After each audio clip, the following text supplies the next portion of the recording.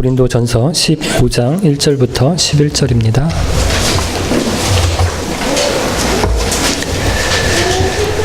성도 여러분, 내가 여러분에게 전파한 복음에 대해 여러분에게 알려드리려고 합니다. 여러분이 받아 그 안에 굳게 선 복음 말입니다.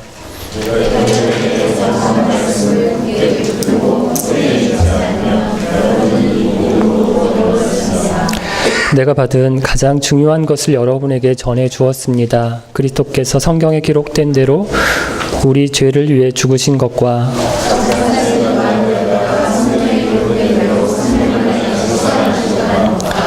그리고 베드로에게 나타나시고 그 후에 12 제자에게 나타나시고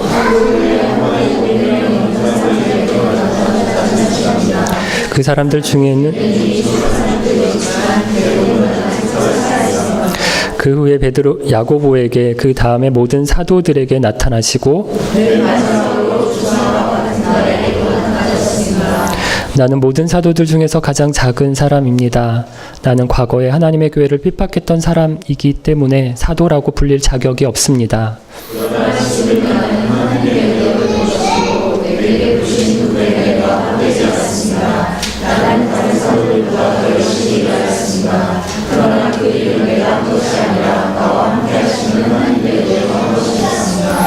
내가 되었든지 아니면 그 사람들이 되었든지 간에 우리가 전파한 복음은 이런 내용이고 여러분은 이것을 믿었습니다. 아멘.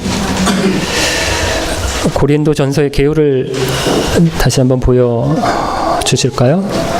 우리 지난 주일까지 네 번째 단락까지를 살펴봤습니다. 기억을 더듬어 보면 첫 번째 단락에서 너희들 왜 이렇게 나눠져서 싸우느냐 이러면서 고린도전서를 시작했어요. 누구는 개바파다, 누구는 아볼로다, 누구는 바울파다, 심지어 그리스도파다 이렇게 해서 싸우는 성도들에게 바울이 그리스도의 십자가를 전합니다.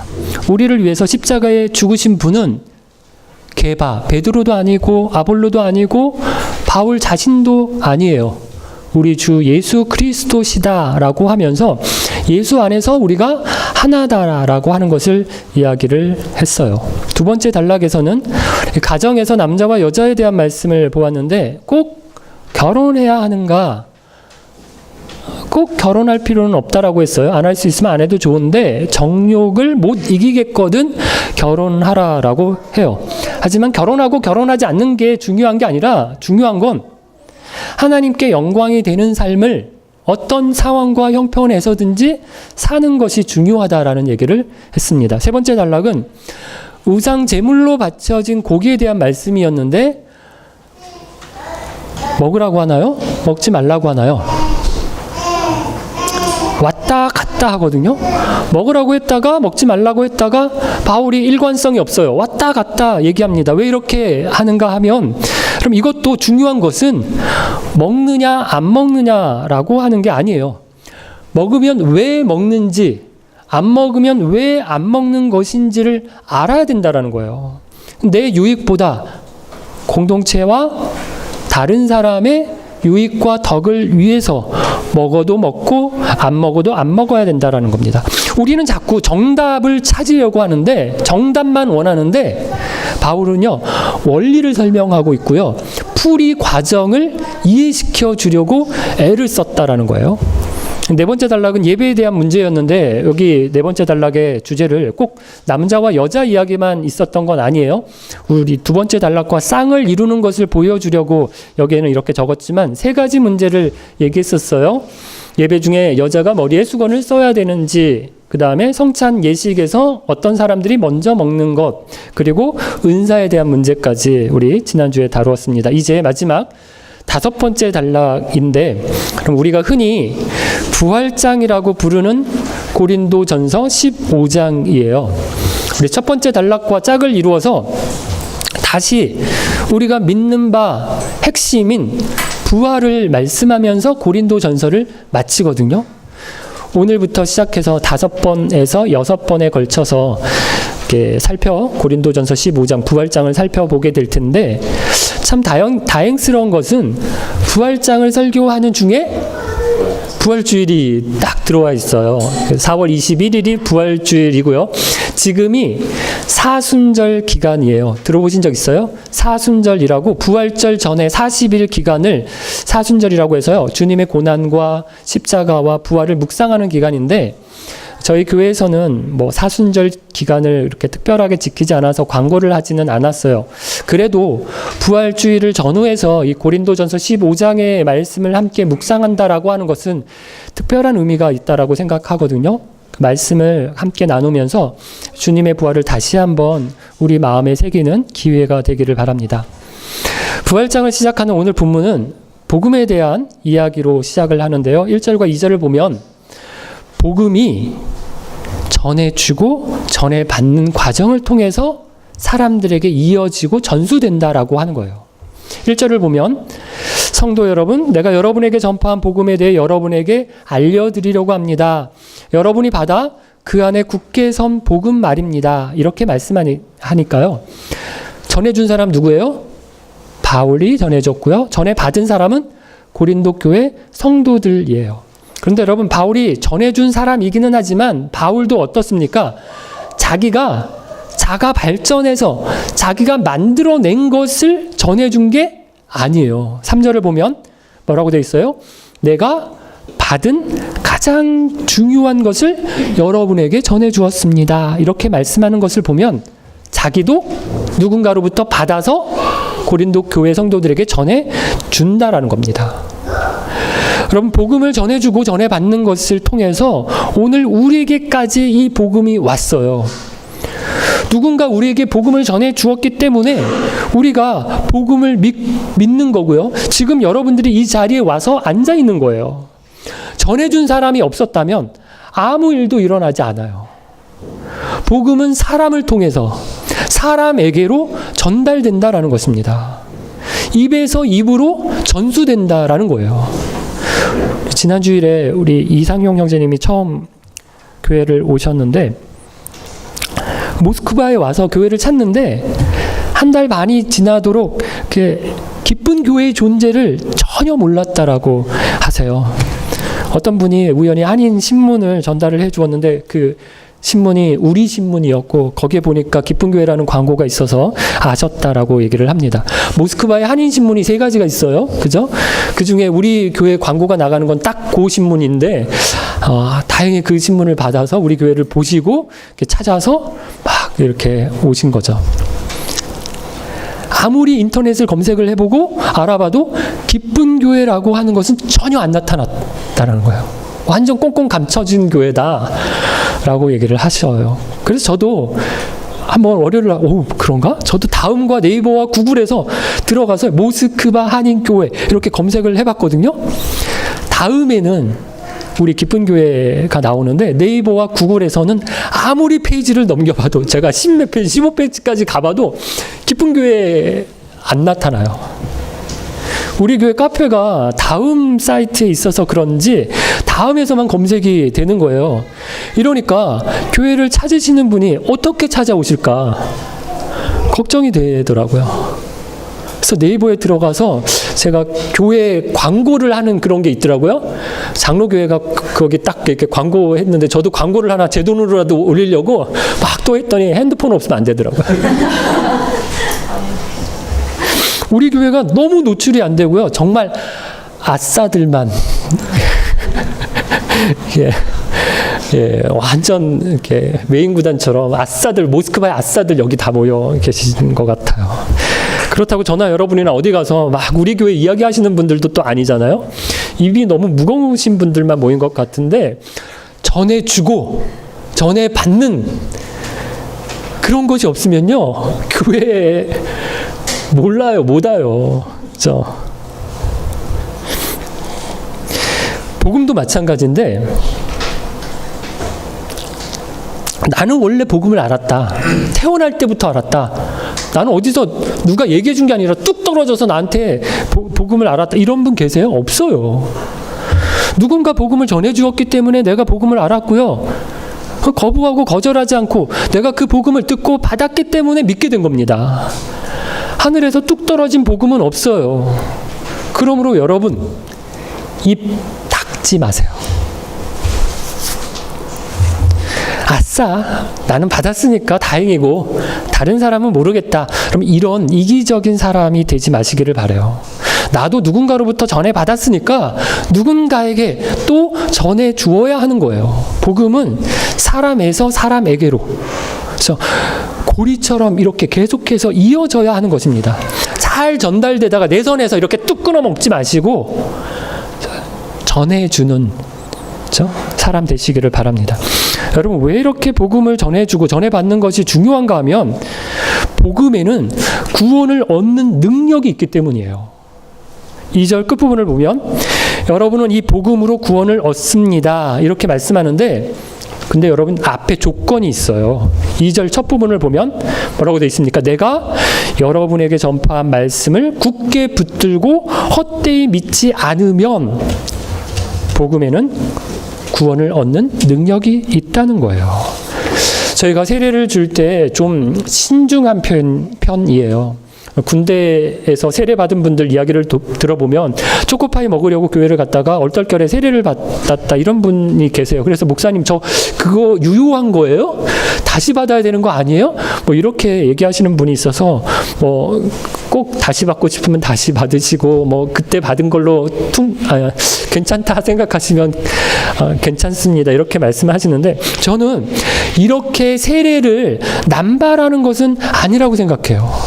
너무 쉽게 세례를 주는 건 아니라고 생각해요. 저희 교회는 생명의 삶이라고 하는 공부 과정이 있어서 저랑 6주간 공부를 하셔야 세례를 주는데, 공부를 다 마치셨어도 아직 확신이 없으세요? 아리송합니다, 뭐 이러면요 세례를 안 줍니다. 확실하게 신앙 고백을 해야 세례를 주죠. 여러분, 구원의 확신도 너무 쉽게 막 구원의 확신을 가지라고 강요를 하는 데가 많은데요, 구원의 확신이라는 것이 자기가 결단해서 생겨야 되는데 그걸 안 기다려주고 저 앞에서 막 강요를 해요. 여러분, 예배 시간에 이렇게 와 있으면 예수를 믿는 거고, 예수를 믿으면 구원을 받는 거다, 이렇게 하면서 막 구원의 확신을 가지라고 하고 손을 들라고 하고 일어서라고 하고 막 이렇게 하는데요, 저 이렇게 하는 거 아니라고 생각해요.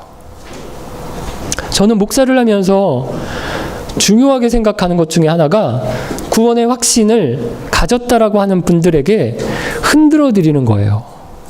저 정말 구원 받으신 거 맞아요? 형제님? 형제님 정말 구원 확신 있으신 거 맞아요? 너무 자시는 거 아니에요? 자신하시는 거 아니에요? 이러면서 좀 흔들어 드리고 싶어요. 여러분, 이게 구원에서 떨어져라 그러는 게 아니에요. 더 확실하게 해드리고 싶어서 그러는 겁니다.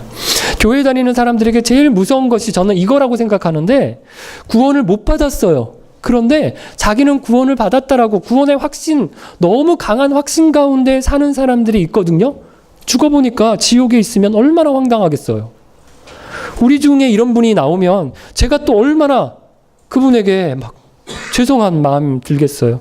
그래서 제가 자꾸 흔들어 드리는 거예요. 신중한 생각 없이 너무 성급하게 나는 믿어, 나는 구원의 확신이 있어, 이렇게 안심하지 마시라는 것입니다.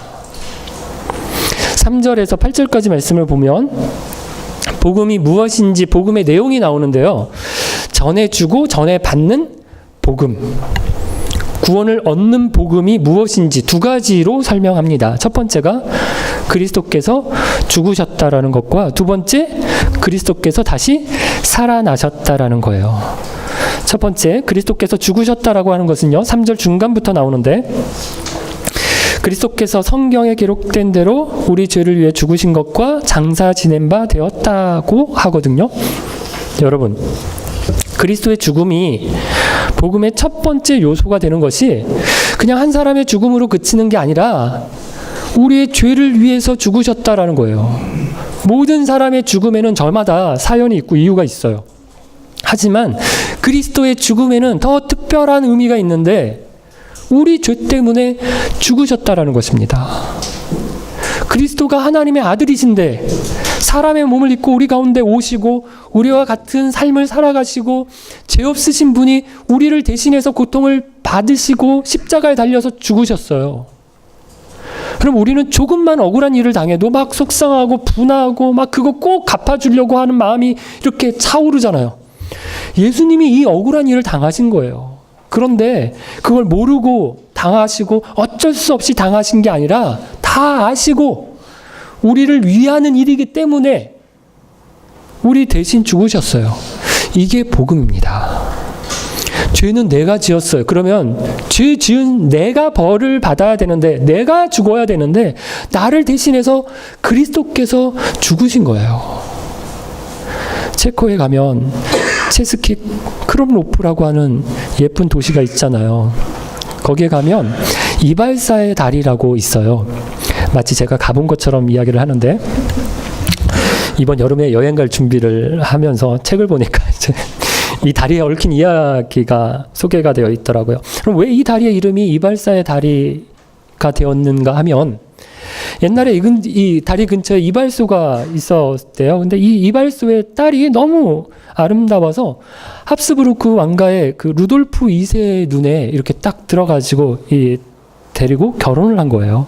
그런데 이 루돌프가 정신이 이상해서 멀쩡할 때는 이 아내를 굉장히 잘 대해주다가도 정신이 이상해지면 아내를 막 이렇게 때리고 학대하고 폭행을 했거든요. 이발사의 딸이 이것을 견디다 못하고 결국 성에서 떨어져서 죽었답니다.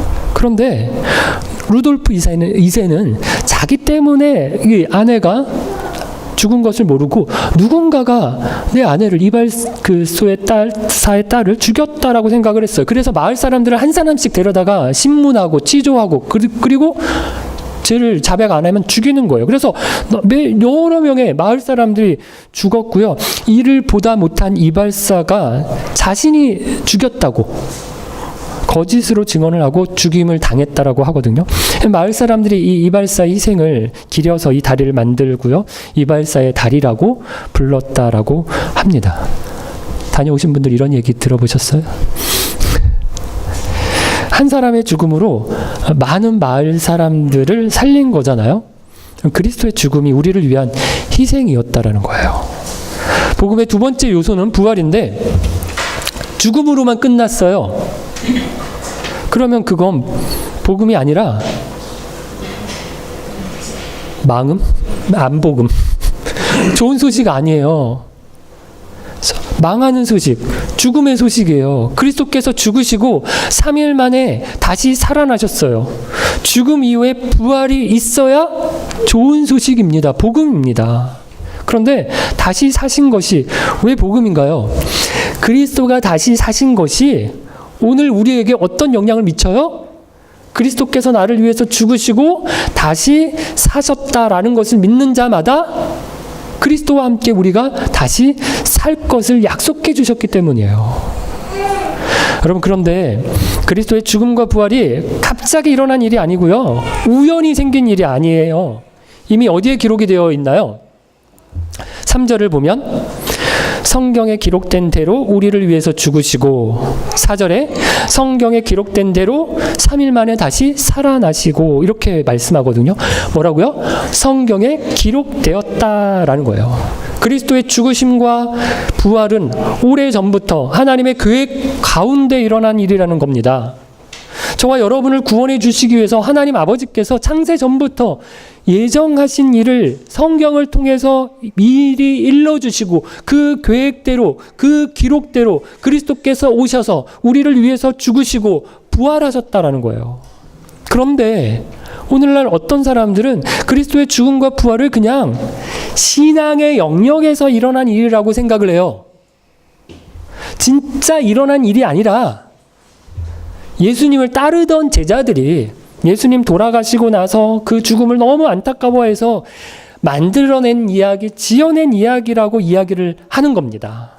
그래서 그 예수님의 죽음과 부활을 역사적인 사실로 알고 받아들이지 않고요. 신앙의 그냥 영역이다, 종교적인 것이다.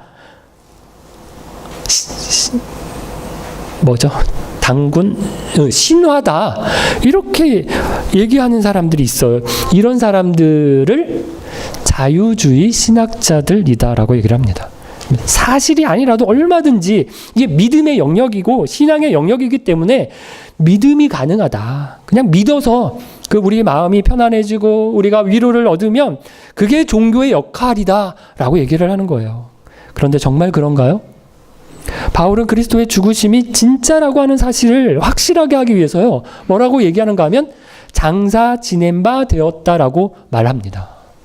잠시 예수님이 십자가에서 너무 고통스러워서 기절했다가 사람들이 그거 죽은 걸로 알고 그렇게 뒀는데 다시 살아났다. 이게 아니라는 거예요. 죽어서 무덤의 장사까지 지냈다라는 거예요. 죽음을 확인했다라는 것입니다. 여러분 누가 죽였나요? 로마 군인들. 사람들을 죽여본, 사람을 여러 번 죽여본 사람들이고요. 진짜 죽었는지 확인하기 위해서 옆구리를 창으로 쑤셔보기까지 했어요. 확인 사살이라고 하잖아요. 확인까지 해서 정말 죽었다고 판단해서 장사까지 지냈습니다. 잠시 기절한 게 아니에요. 다시 사신 것도요. 몇몇 사람의 주장이 아니에요. 너무 예수님을 사모해서 예수님 귀신을 보거나 예수님의 헛개비를 본 게 아니에요.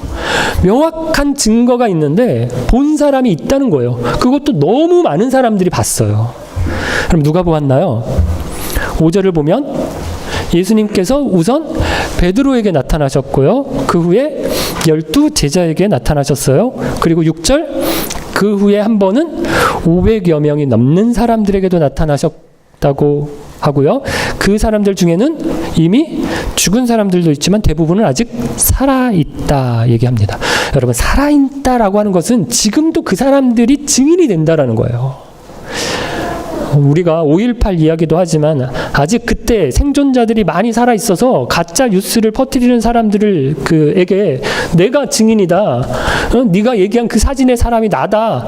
이러면서 증언하고 있잖아요. 그래서 증언에 더 힘이 있는 거거든요. 7절을 보면 그 후에는 야고보에게 나타나셨고요. 그 다음에는 모든 사도들에게 나타나셨다라고 하는데 그럼 여기 야고보는 어떤 야고보일까요?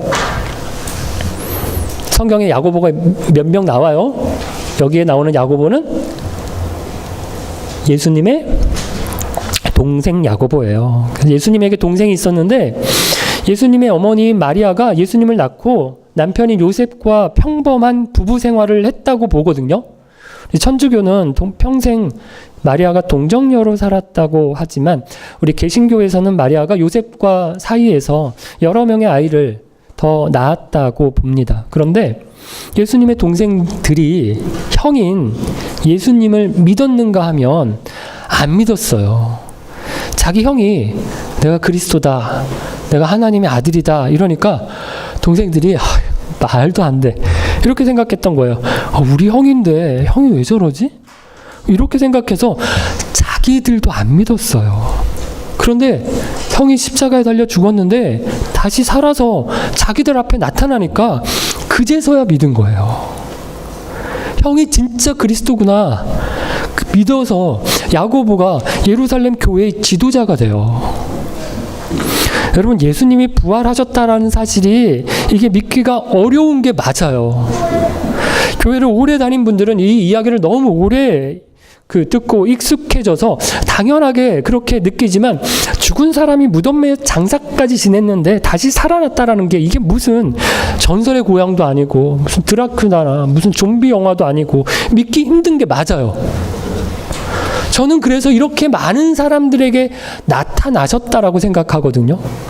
베드로나 12 제자에게만 나타난 게 아니라 500명 여러 사도들에게 나타나셨어요. 거기다가 예수님의 동생인 야고보에게도 나타나셔서 안 믿었는데 믿게 만드신 거예요. 동생인데도 안 믿었는데 이렇게 그 동생이 갑자기 안 믿다가 믿게 된 건 형의 부활을, 예수님의 부활을 자기 눈으로 봤다라는 거예요. 봤기 때문에 믿게 된 거예요. 그리고 8절 맨 마지막으로 누구에게도 나타나셨어요? 조사나와 같은 나에게도 나타나셨다라고 하는데 바울이 자기에게도 나타나셔서 자기도 변했다라는 거예요. 바울이 부활하신 예수님을 만나기 전에는 어땠습니까? 9절을 보면 나는 모든 사도들 중에서 가장 작은 사람이다라고 얘기하고요. 사도라고 불릴 자격조차도 없는 사람이라고 얘기하는데 이유가 뭔가요? 과거에 하나님의 교회를 핍박했기 때문이에요. 바울이 부활하신 예수님이 자기에게 나타나시기 전에는 자기도 안 믿었어요. 안 믿은 정도가 아니라 믿는 사람들을 보면 화가 나서 그 사람들을 막 잡아다가 가두는 일을 했어요. 핍박하는 일을 했어요. 그랬었는데 사도들 중에 가장 작은 자요, 사도라고 불릴 수도 없는 일을 한 자기가 이렇게 사도가 된 것이 그 자체가 뭐예요? 부활의 증거라는 것입니다. 부활하신 예수님을 만났기 때문에 자기가 이렇게 변했다라는 거예요. 여러분, 이게 은혜입니다. 부끄러운 과거, 내세울 것이 없는 이력이 하나님을 더 높이고 부활하신 예수님을 더 증거하는 데 유익하게 될 수도 있어요. 그렇다고 우리가 일부러 망나니로 살자는 말은 아니에요. 하지만 떳떳하지 못했던 삶이 하나님께 드려지고 하나님 앞에 바쳐질 때 그게 더 유용하게 쓰임받을 수도 있어요. 그래서 난 안 돼, 이렇게 말할 수 있는 사람은 없다는 것입니다. 10절부터 보면 바울이 지금의 나는 하나님의 은혜로 된 것이라고 하고요. 베푸신 은혜가 헛되지 않았다라고 해요. 그래서 은혜를 알기에 자기가 더 어떻게 했어요? 다른 사도들보다 더 열심히 일했습니다. 왜 진작 다른 사도들처럼 예수님께서 살아계셨을 때 왜 몸 알아봤을까? 왜 따라다니면서 그분의 음성을 직접 듣고 그 말씀을 배우지 못했을까? 그게 너무 안타까웠던 거예요. 그래서 막차를 탄 바울이 앞에 사도된 사람들보다 더 열심히 살려고, 더 열심히 일하려고 했다라는 거예요. 하지만 그럼 이렇게 일한 것 자체도 뭐예요? 10절 마지막, 내가 한 것이 아니라 나와 함께 하시는 하나님의 은혜로 한 것이다 라고 고백합니다. 11절 다시 복음으로 돌아오는데 같이 읽어볼게요. 내가 되었든지 아니면 그 사람들이 되었든지 간에 우리가 전파한 복음은 이런 내용이요, 여러분은 이것을 믿었습니다. 사랑하는 깊은 가족 여러분, 복음은 두 가지예요. 그리스도의 죽음과 그리스도의 부활 사건이에요. 어떤 사람들은 가짜 뉴스라고 해요. 믿고 싶은 사람들이 믿고 싶은 이야기를 만들어서 믿는 거다라고 얘기합니다. 하지만 이미 구약 성경에 기록된 대로 된 일이었고요. 죽으심은 장사 지낸 것을 통해서, 부활, 다시 사심은 여러 사람들에게 나타나신 것을 통해서 역사적인 사실이라고 오늘 바울이 우리에게 말씀합니다. 가짜라고 말하기에는 본 사람이 너무너무 많다라는 거예요. 자기들이 눈으로 직접 본 것을 그 사람들이 우리에게 전해줬기 때문에 우리에게까지 지금 왔다라는 것입니다. 글로 적어서 전해주고, 말로 전해주고, 삶으로 전해주었어요.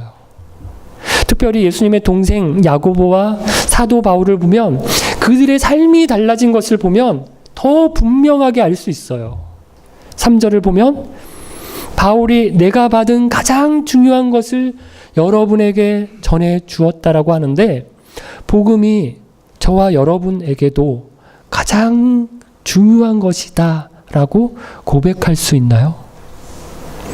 여러분, 그렇게 고백한다면 두 가지를 묻고 싶은데요. 첫 번째,